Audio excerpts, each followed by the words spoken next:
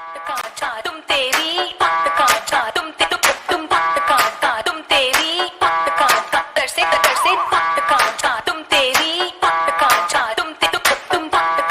तुम तेरी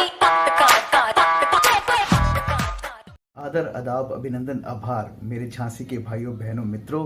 आज का मेरा वीडियो मेरे बुंदेलखंड और झांसी के लिटिल चैंप्स के लिए हैं जो 10th और 12th का बोर्ड दे रहे हैं। दोस्तों, जो डर गया सो मर गया, इसलिए टेस्ट से डरने का नहीं। और बैक बेंचर्स भूले तो नहीं, हार के जीतने वाले को बाजीगर कहते हैं। मेरे साथ इस बार इस वीडियो को देखते हुए एक कमिटमेंट कर लो कि मुझे 95% के ऊपर चाहिए और ये वीडियो पूरा देखना। मैं यकीन दिलाता हूँ इस वीडियो में 9 टिप्स दी हैं जो कम पढ़ के 95% के ऊपर कैसे मार्क्स लाना है वही बताएगा। और आपको बता दूं, आपकी काबिलियत, आपकी शख्सियत, आपकी चाहत 95% लाने की है तो देखिए, क्योंकि दुनिया बाहर बहुत बेरहम है। हमें सिर्फ टॉपर्स और रैंकर्स बुंदेलखंड से और झांसी से चाहिए। तो वीडियो, जी हाँ, बिल्कुल ठीक बात है। ये वीडियो लिटिल चैंप्स का है जो पहली बार बोर्ड के एग्जाम यानी 10th के एग्जाम दे रहे हैं या फिर वो 12th के एग्जाम दे रहे हैं और अब आने वाले वक्त में बाहरी दुनिया के प्रेशर्स उन्हें झेलने होंगे और वे बहुत ही ज़्यादा कॉम्पिटिटिव लाइफ को अब उन्हें जीने की तैयारी करनी होगी।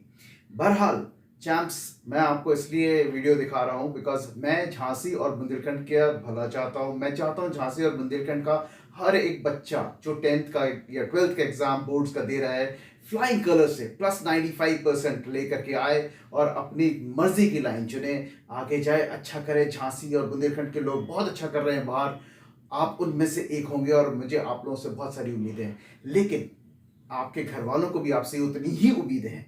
इसलिए अगर किसी के, आपके ग्रैंड पेरेंट्स में, आपके पेरेंट्स में, आपके ब्रदर सिस्टर में किसी को भी डेंटल प्रॉब्लम है, यानी कि आपको ओरल, उनका तंबाकू खाते हैं तो मुंह कम खुलता है और आपको लगता है उन्हें ओरल कैंसर का इश्यू है, या उन्हें डेंटल इम्प्लांट की ज़रूरत है, या रूट कैनाल की ज़रूरत है, या पाइलिया का ट्रीटमेंट कराना है, या जॉ लाइन ट्रीट करवानी है, या डेंटल कॉस्मेटिक्स करवानी है, तो आपको उनको ले जाना है रानी लक्ष्मी मेडिकल कॉलेज के ठीक गेट नंबर 1 के ठीक सामने है रत्ना लेजर डेंटल क्लिनिक, जहां झांसी के among the best maxillofacial surgeon हैं डॉक्टर रजत मिसूरिया, और वो करते हैं अपनी टेक्नोलॉजी और एक्सपीरियंस से बहुत बढ़िया इलाज, जहां इन सब चीज़ों को आपको परामर्श मिल सकता है, इन सब चीज़ों से, परेशानियों से आपको निजात मिल सकता है।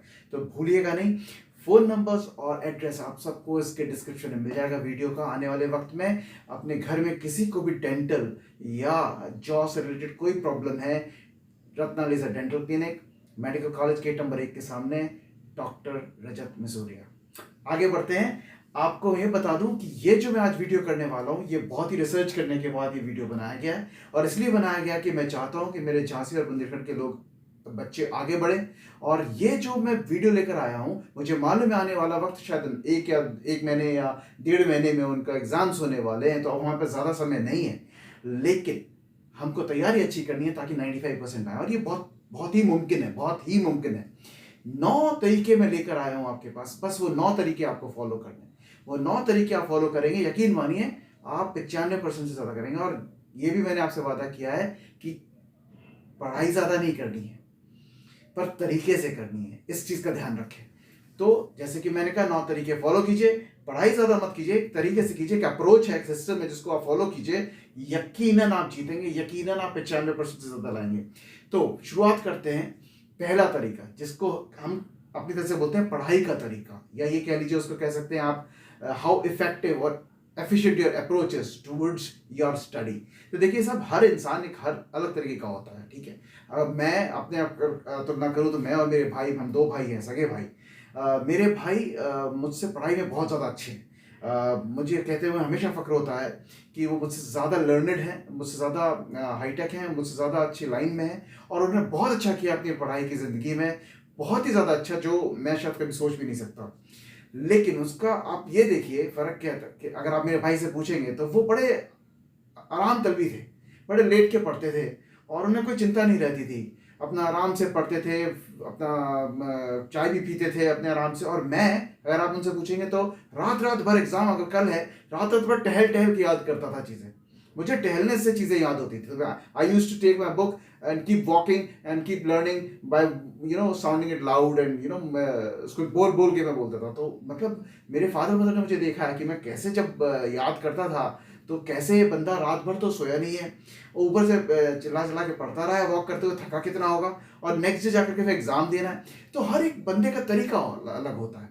और उल्टा मेरे जो भाई थे, जिनके मेरे से कहीं ज़्यादा अच्छे नंबर्स आते थे, मतलब is far much efficient and effective than to me in studies. His way was that he used to lie down in the bed or on the sofa वो and just do his books, and एक आदमी नटराजन साहब की तरह भगवान श्री कृष्ण ऐसे बैठे रहते, ऐसे रहता था और पन्ने ऊपर रखते रहते थे, वो अपने आराम से पढ़ते रहते थे।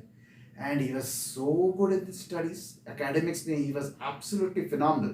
तो ये उदाहरण मैं इसलिए दे रहा हूँ कि मैंने अपने घर में देखा है, ठीक है। और इससे अच्छा मैं क्या बता सकता हूँ कि जब मैं इतनी मेहनत करता था, और मेरे से मेहनत वो उसकी ज़रूर ज़्यादा रहती थी, उनका दिमाग तेज था। ग्रास्पिंग पावर किसी की तेज होती है, किसी की उतनी तेज नहीं होती है। कोई चित्रों से पढ़ता है, कोई नंबर से पढ़ता है, तो अलग अलग तरीका है। तो आपको अपने तरीका पहचानना होगा, उस तरीके पे बिल्टअप करना होगा, उस तरीके पे भरोसा दिखाना होगा। इसलिए मैंने आपको पहली चीज़ कही, अपने तरीके पे विश्वास रखिए। ये नहीं कि मेरे कहने पे आप चलना शुरू कर दें और याद करना शुरू कर दें। अगर आप बैठ के पढ़ते तो आप बैठ के पढ़ें, अगर आप लेट के पढ़ते तो लेट के पढ़ें, बट मेक श्योर कि जब आप पढ़ रहे हैं तो आपका पूरा पूरा ध्यान उस पढ़ाई पर हो। आप जो पढ़ रहे हैं उस वक्त उससे कुछ ले रहे हैं, वही बहुत ज़रूरी है। कोई चल के करता है वही चीज़, कोई उसे लेट के करता है, कोई उसे बैठ के करता है टेबल पे, तो किस तरह से करता है। अप्रोच डिफरेंट हो सकती है, पर्पस एक होना चाहिए कि आपका कितना ग्रहण हो रहा है उस वक्त। तो ये सबसे ज़्यादा ज़रूरी है, तरीका एफिशिएंट हो, इफेक्टिव हो, और उसकी अप्रोच अपनी खुद की अप्रोच हो, लाइक दैट। तो ये तरीका पढ़ाई का जो तरीका है वो बहुत ज़रूरी है। तो पहले तो ये हो गया। दूसरा मैं आपको बता दूं, study with your own notes, or in other words incomplete the complete. Study with your own notes, यानी कोशिश करें कि आपके जो भी सिलेबस है उसके नोट्स आप खुद बनाएं, या वो चैप्टर्स जो आपसे इनकम्प्लीट रह गए, जो आप पढ़ नहीं पाए, उनको प्लीज कंप्लीट कर लें। देखिए, जो भी पूछा जाएगा आपको चैप्टर वैसे पूछा जाएगा, ये तो बात आप समझ ही सकते हैं। अगर आपने चैप्टर पढ़ा होगा, चाहे भले वो कितना डिफिकल्ट हो, आपको समझ नहीं आया हो, कितना इन डेप्थ, लेकिन जनरल भी आप कुछ जानते होंगे जो आपने समझा होगा। जो नहीं समझा होगा, आपके पास मौका होगा, आप किसी से बैठे हैं तो वो बात कर सकते हैं, आप उनसे पूछ सकते हैं कि ये इस चीज़ हमें समझ में नहीं, अगर आप क्लियर कर सकते तो आप प्लीज़ हमें क्लियर कर दीजिए। तो वो आपके दिमाग में रहता है। इसी तरह से जब आप नोट्स बनाते हैं, तो नोट्स बनाते हैं कई चीज़ें आपके हाथ से निकलती है, कई सारी चीज़ें आपके दिमाग में रिवाइज होती है, कई सारी चीज़ें आप जहाँ अटकते हैं तो आप सोचते हैं 2 मिनट उसके ऊपर, तो उस वक्त वो चीज़ रह जाती है और दिमाग में घर कर जाती है। तो it is always beneficial and advisable to study with your own notes. आप बाजार से नोट्स ले आएंगे, कुंजी ले आएंगे जिसे आप कहते हैं, उसमें एक तो वो पूरा डिटेल आंसर नहीं देते, थोड़ा थोड़ा आंसर लिखा होगा और थोड़ा आप ही को लिखना होगा। वो कंफ्यूज कर देंगे, जो चीज़ वो लिख देंगे घुमा फिरा करके, कुछ जो आपने पढ़ी नहीं होगी उस चैप्टर में नहीं होगा, और आपको परेशानी होगी। इससे बेहतर है आप अपना लेसन कंप्लीट करना, तो चैप्टर पूरा कंप्लीट होगा तो आपको थोड़ा बहुत तो सारा चीज़ आपने कवर कर ही लिया, पूरा चीज़ कवर कर लिया, उसे आना उसी में से। दूसरा, आपने नोट्स बनाया उसके, तो नोट्स लिखते वक्त कई सारी चीज़ें मेमोराइज होती है। सो I think it is very important to do your own notes, complete your own chapters. ये आपको आखिरी वक्त तक हेल्प करता है। तो प्लीज़ चैप्टर्स पूरे कर लीजिएगा। नोट्स अपने बनाए हुए नोट्स से कोशिश करें पढ़ने की, और नहीं बनाया तो अभी उसको लिखें, ताकि जब आप लिखें तो आपके हाथ के नोट्स हो जाए, कहाँ शॉर्टकट आना है, कहाँ पे अपॉस्ट्रोफी लगानी है, आप क्लियर हो, आपको मालूम है। उसमें ये नहीं सोचना पड़ेगा आपको कि इससे क्या लिखा था, उधर पे इस लाइन कैसे आ गई, इसका इस लाइन से क्या मतलब है, all that things. So it will not clear. Point number 3, अपनी क्लासेस, जो प्रिपरेटरी क्लासेस हो रही हैं कहीं पे भी है, तो ट्यूशन पे या स्कूल में या कहीं पर भी, प्री एग्जाम्स हो रहे, अपनी क्लासेस में रेगुलर रहे। इस वक्त हर टीचर चाहता है सही चीज़ स्टूडेंट के पास से जाए, उनके स्कूल्स के रैंकिंग्स बढ़े, सब कुछ। सो सब अच्छी चीज़ दे रहे हैं। बच्चों के भविष्य से कोई नहीं खेलना चाहता, इस वजह से सब कुछ सही चीज़ पर बता रहे हैं। इस वक्त रेगुलर होना क्लासेस में बहुत ज़्यादा ज़रूरी है। However, when you are going to your classes and being regular, make sure that you are active. By active, don't understand that I'm asking you to skip over there. तो मैं skipping करने को नहीं कह रहा हूँ आपको वहाँ पे। Active से मेरा मतलब है कि जो समझ में ना आए उसके लिए हाथ उठाएं, क्वेश्चन करें। देखिए, एक इंटेलिजेंट आदमी की पहचान होती है क्वेश्चन करना। अगर वो क्वेश्चन नहीं कर रहा है तो या तो उसे कई सारी चीज़ समझ में नहीं आ रही है और वो हाँ में हाँ मिला रहा है सबके कि मुझे आ गया समझ में, या फिर वो वाकई में कुछ नहीं समझ पा रहा है। दो ही चीज हो सकती है, तो उसे बहुत कुछ समझ में आ गया है या उसे बिल्कुल कुछ समझ में नहीं आया है। क्वेश्चन आपका राइट है, एज अ स्टूडेंट आपका राइट है क्वेश्चन करना, क्योंकि आप सीख के नहीं आए, आप सीख रहे हैं। और टीचर को उम्मीद रहती है सारे उन बच्चों से जो होशियार होते हैं कि वो क्वेश्चन करेंगे। इनफैक्ट आप बिलीव नहीं करेंगे, एक सर्वे में बोला गया है teachers like those students who question them, जो सवाल करते हैं उनसे, जो पूछते हैं उनसे कि साहब मुझे ये चीज समझ में नहीं आई, can you explain once again, मुझे यहाँ तक समझ में आया, यहाँ तक ये थे, इसके बाद में क्लियर नहीं, जरा ये बता दीजिए। सी बिकॉज टीचर वहां पे उनका कर्तव्य है पढ़ाना, वो पढ़ाना भी चाहते हैं। आप कितना उसके अंदर हैं वो तो आपके क्वेश्चंस बताएंगे। तो आप जब क्वेश्चन पूछते हैं, आपके गुरु को पता चल जाता है कि हाँ ये इंटरेस्ट ले रहा है, इसने मेरी यहाँ तक बात सुनी है, यहाँ अटक गया है, let me make it more simpler for him कि वो ढंग से समझ पाए, मैं उसे आसान बना देता हूँ ताकि वो और समझे। और यही एक गुरु का कला आती है, यही एक गुरु की एक्सपीरियंस आता है। सो हमेशा ध्यान रखिए, क्वेश्चन जरूर करिए, the question is very important. तो अब आ जाते हैं बात करने पे कि आपका चौथी approach, focus on basics and ensure that you know the principles. अब मैं ये क्यों कह रहा हूँ, देखिए आपको मालूम है होगा, अगर गणित है तो उसमें टेबल्स एक बेसिक है। आपको प्लस करना है तो भी टेबल काम आएगा, आपको डिवाइड करना है तो भी टेबल काम आएगा, आपको मल्टीप्लाई करना है तो भी टेबल काम आएगा, आपको जो भी करना है आपको टेबल्स आने चाहिए। अगर आपको बोला जाए कि 12 बार 5 लिखो और इसे ऐड करो, तो आप 5 5 10 15 ऐसे तो करोगे नहीं, उठा के 12 × 5 60 करके दे दोगे। तो दैट्स बेसिक्स। तो मेरा कहने का मतलब एक उदाहरण है कि जितना आप बेसिक पकड़ लोगे उसके ऊपर आप चीजें खेल सकते हो, उसके ऊपर चीजें आपको जल्दी समझ में आ जाती हैं। लेकिन अगर आप बेसिक्स में फेल हो जाओगे, बेसिक्स क्लियर नहीं होंगे, तो वहां पे आप अटकोगे। तो कोशिश करिए कि बेसिक आपके क्लियर रहें, और आप जब तक बेसिक्स में रहेंगे, आपके प्रिंसिपल्स करेक्ट होंगे, तो आप कहीं हेवायर नहीं जा सकते। ये हो गया मेरा चौथा पॉइंट। अब पांचवें पॉइंट पे आते हैं, practice. Practice makes a person perfect, ये तो आपने सुना ही होगा, और इसका उदाहरण मैं देता हूं। एकलव्य को जानते हैं? गुरु की प्रतिमा पे बंदा अर्जुन से बड़ा धनुर्धर हो गया। कैसे? रात रात भर जो सिखाते थे, समझाते थे, आके उसका वो प्रैक्टिस करते थे। प्रैक्टिस कर करके वो इतना बड़ा धनुर्धर हो गया कि खुद गुरुदेव द्रोणाचार्य को चिंता हो गई कि मैंने तो प्रॉमिस किया था अर्जुन को सबसे बड़ा धनुर्धर बनाने के लिए, ये उससे भी ज्यादा बड़ा बन रहा है। तो practice is the only thing which helps you in your exams. जितना आपके सवाल आपके हाथ से निकलेंगे जवाब के तौर पर पेपर के ऊपर, उतनी आपकी प्रैक्टिस होगी, टाइम मैनेजमेंट आएगा, आपकी स्पीड अच्छी होगी, आपकी राइटिंग अच्छी होगी। बहुत सारी चीजें प्रैक्टिस और रिवीजन से इफेक्ट करती हैं आपके स्कोर के ऊपर, तो ये बहुत जरूरी है। छठवीं बात पे आ जाते हैं, दोस्ती। ये बहुत काम आती है सीनियर्स के साथ, जिन्होंने लास्ट ईयर एग्जाम्स दिए हैं। लर्न फ्रॉम देम, उनको उठा के फोन करिए। साहब सीनियर्स कब काम आते हैं? ऐसे में तो काम आते हैं जिन्होंने पिछले साल काम किया है, जिन्होंने पिछले साल तैयारी की, उनके नंबर्स आपको मालूम है कितने अच्छे आए, उन्होंने एग्जाम दिया है, क्या प्रेशर होता है, किस तरह का टाइम मैनेजमेंट कैसे होता है, लास्ट में क्या करना चाहिए, बीच में क्या करना चाहिए, पहले क्या करना चाहिए, एग्जाम को चेक कैसे करना चाहिए, क्रॉस चेक कैसे करना चाहिए, किस तरह की दिक्कतें आती है, एक्स्ट्रा शीट मंगा के रखना चाहिए, क्या करना चाहिए, सारी चीजें सीनियर्स आपकी हेल्प कर सकते हैं। जब वो बताएं तो उस चीज को नोट करें, रीडिंग बिटवीन द लाइंस करें उनको जो बताने पे है, और उनसे समझे। अगर आपके पास कोई चैलेंज आप फोर्सी कर रहे हैं तो आप उनसे पूछें कि ये चीज हो सकती है तो इसका क्या हल हो सकता है, ये चीज ऐसे निकल के आए तो मैं क्या करूं। तो ये चीजें बहुत काम करती है। तो सीनियर्स की suggestions, it really works. Along with that I will also say 6 number point में कि जो मैंने आपको सीनियर्स बोला, question paper of last year, उनसे उनके क्वेश्चन पेपर लास्ट ईयर के लीजिए और क्वेश्चन पेपर्स को सॉल्व कीजिए। आपका टाइम मैनेजमेंट आएगा, आपकी एफिशिएंसी बढ़ेगी, आपका राइटिंग बढ़ेगी, अच्छी होगी, आपको चेकिंग करने आएगा कि हम कैसे चेक कर सकते हैं, और आपको best thing is this format मालूम पड़ेगा कि इस फॉर्मेट में पेपर आ सकता है, आता है, लास्ट ईयर सारा। So make sure seniors are contacted and you visit the last year question papers as an to refer. So that is my point number 6. Coming to point number 7. भाई साहब, सबसे पहली चीज है सकारात्मक होना। इतना सब आप कर लो और आपके दिमाग में यार मैंने ये तो किया नहीं है, ये नहीं आया तो मैं क्या करूंगा, यार ये आ गया तो मैं क्या करूंगा, किसी फ्रेंड ने आकर के डरा दिया, भाई साहब मुझे मालूम पड़ा ये वाला तो आ ही रहा है हर हालत में, और ये तो 4 पेज का मैं तो कर ही नहीं सकता यार, पता नहीं तुम कैसे करोगे। अब तुमने सोच लिया भाई साहब वो नहीं कर सकता तो मैं कैसे करूंगा, नंबर तो उसके ज्यादा अच्छा आते। नहीं भैया, सिर्फ और सिर्फ पॉजिटिव रहना है, स्टे पॉजिटिव। एंड पॉजिटिव मतलब होता है सकारात्मक सोच। मैं कर सकता हूँ, मुझे मालूम नहीं हो क्यों नहीं समझ पाए, मैं एक बार कोशिश तो करूँ। अगर मैं कोशिश करता हूँ, मुझे समझ में आता है, कुछ चीज़ मैं समझाऊंगा भाई, कुछ उनसे समझूंगा जो समझे होंगे। बीइंग पॉजिटिव, सकारात्मक will only raise your confidence. Being positive is all about staying motivated.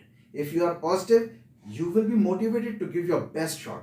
If you are not positive, आपने पहले सोच लिया यार ये तो जब वो बंदा नहीं कर सकता जिसके नंबर इतने अच्छे आते हैं, मैं अटेम्प्ट करके क्या करूँगा, तो आप तो डिमोटिवेट हो रहे हो ना, आप उसके साथ मूव ही नहीं कर रहे हो। जब मूव करोगे तब तो आपको मिलेगा उसका फल। तो स्टे पॉजिटिव, स्टे मोटिवेटेड। मुझे करना है, मुझे नहीं मालूम ये क्यों नहीं कर पाए, मैं अपनी कोशिश करूंगा, 4 लोगों से बात करूंगा, इसका एक आसान तरीका तो होगा, कोई तो जानता होगा, तो मुझे वो आसान तरीके तक पहुंचना है। Stay positive, stay motivated. So that is my point 7। Point 8 और पॉइंट 9 दोनों बहुत इंपॉर्टेंट है, ध्यान से सुनिए। Point 8, time table. Yes, time table, and which also means 50-60 ratio, 50-10 ratio, correct, 50-10 ratio. 50 minute पढ़ने बैठे, उसमें अपना सब कुछ लगाएं, सर्वस्व लगाएं, शांति से पढ़े, पूरा सब कुछ दिमाग लगाएं।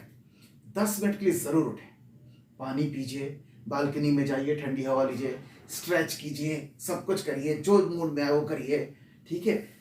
हवा खाइए, है कुछ फ्रिज में रखा है तो वो खा के आ जाइए। जो नहीं कीजिए वो मैं आपको साफ बता देता हूँ। कोई मूवी में पिक्चर देख रहा हो उसमें मत बैठिएगा, दिमाग उसमें लग जाएगा एकदम। व्हाट्सएप की घंटी बज रही है उसको मत देखने लगेगा, वरना आपको मालूम है आपका ब्रेक लंबा खींचने वाला है, आपको आंसर देना पड़ेगा, लोग एक्सपेक्ट करेंगे। मत जाइए फोन की तरफ, बिल्कुल मत जाइए। तो टीवी अवॉइड कीजिए, मोबाइल फोन अवॉइड कीजिए। वो 10 मिनट आपको सिर्फ हवा खाने के लिए मिले हैं, वो 10 मिनट आपको सिर्फ कुछ चलना है, जा करके फ्रिज में से निकालना है, पिज़्ज़ा का वो रखा है, पाई रखा है वो निकालना है, कहीं मूंगफली रखी, कहीं चूड़ा रखा है वो निकालना है, चिप्स खाने हैं, कुछ खाने, वापस आ गया अपना 10 मिनट बाद, तो पानी वानी पिया, फ्रेश। 50+10, 50 मिनट सर्वस्व देना है, सब कुछ समझना है, आराम से बैठना है, उसमें थॉट देना है, उसको पूरा हिंदी में समझना है, पूरी सारी चीज़ों को हिंदी में ट्रांसलेट, आपने समझ लिया तो उसे इंग्लिश में ट्रांसलेट करना आसान हो जाता है, हिंदी में उसे समझ लेना, ये बहुत ज़रूरी है। That is what is time table. Time table का मतलब ये भी होता है कि आपके पास अगर 6 सब्जेक्ट्स हैं, आपने एक सब्जेक्ट मंडे पढ़ लिया, ट्यूसडे पढ़ लिया, वेडनेसडे पढ़ लिया, थर्सडे पढ़ लिया, ताकि आपके पास एक 7वां दिन एक्स्ट्रा रहेगा जो आपका डिफिकल्ट पेपर है, डिफिकल्ट सब्जेक्ट है, उसको और समय देने के लिए, और जो आपने पूरा 6 दिन में किया उसको थोड़ा थोड़ा रिवाइज करने के लिए वो 7वें दिन समय मिल जाता है। तो आप ऐसा भी कर सकते हैं। अगर आप समझते हैं कि आपको 2 सब्जेक्ट पर डे लेना है तो 2 करके आप 2 दिन रिवीजन के लिए लेकर के एक पूरे डिफिकल्ट सब्जेक्ट के लिए रख सकते हैं। मेरे हिसाब से the best is you give 1 day per subject till 6 days. Keep 1 day as in to get a revision done and give a more time to that particular subject which you find difficult. So that is my rule to timetable and my concept to timetable. It's very important, it will help you out a big time. The last point is भाई साहब, पिछले साल कौन topper था, उसका क्या percentage था, मेरी क्लास में कौन टॉपर है उसका क्या परसेंटेज है, शहर के अंदर कौन टॉपर था उसका क्या परसेंटेज है। बहुत अच्छी बात है, इन्हें हरा सकते हैं तो, लेकिन लड़ाई और प्रतिस्पर्धा वहाँ खत्म नहीं जाती। सबसे अच्छी प्रतिस्पर्धा होती है, कॉम्पिटिटिव स्पिरिट होती है, जब आप अपने आप से लड़ते हो। मैं अपने आप से हर वीडियो पे लड़ता हूँ कि मेरा हर वीडियो पुराने वीडियो से अच्छा बने। अपने आप को बेंचमार्क कीजिए, अपने आप से compete कीजिए, किसी और से compete करने की जरूरत ही नहीं पड़ेगी, और आप बेस्ट होते जाओगे, यकीन मानो मेरा। क्योंकि अगर वो वर्स्ट हुआ तो आपकी क्वालिटी डिप करेगी, बस आप तो कहोगे पिछली बार 90 आया था, इस बार 83 आया है, मैं 84 भी ले आऊंगा तो मेरा चलेगा, जबकि तुम पिछली बार 89 लाए थे और तुम 92 ला सकते हो। समझ रहे हो मेरी बात, समझ रहे हो? बहुत जरूरी है, compete with yourself. You don't need to compete with anybody in terms of bettering yourself, in terms of improvising yourself. Just compete with yourself. So this is all what I have for my little champs. I wish them all the very best for their exams. देखो दोस्तों, अच्छा करने के लिए घुसना पड़ता है, डरना नहीं। डर के कोई चीज नहीं जीती जाती, खेल के जीती जाती है। और जब खेलो तो इत्मीनान से खेलो, मजे में खेलो, उस बेखुदगी की हद तक खेलो कि जहां लोग बाग कहें अरे क्या कर रहा है यार, कितना करेगा, बस आ जा, वहां तक खेलो। हर चीज खेल की तरह लो, पढ़ाई कुछ नहीं होती है। ये सब हम सोचते हैं जब हम उस उम्र में होते हैं, जब हम बड़े हो जाते हैं हम सोचते हैं ये कुछ भी नहीं है मेरे भाई, इनसे मत डर जाना। ये 10th और 12th के एग्जाम के बाद जब जिंदगी के एग्जाम आते हैं उसका सिर्फ रिजल्ट नहीं आता, उसका इफेक्ट आता है जिंदगी के ऊपर। ये तो सिर्फ पेपर पे कुछ नंबर्स आएंगे यार, इसका क्या टेंशन लेना, अपना बढ़िया दो और बाहर आओ और जो आया है उसको एंजॉय करो।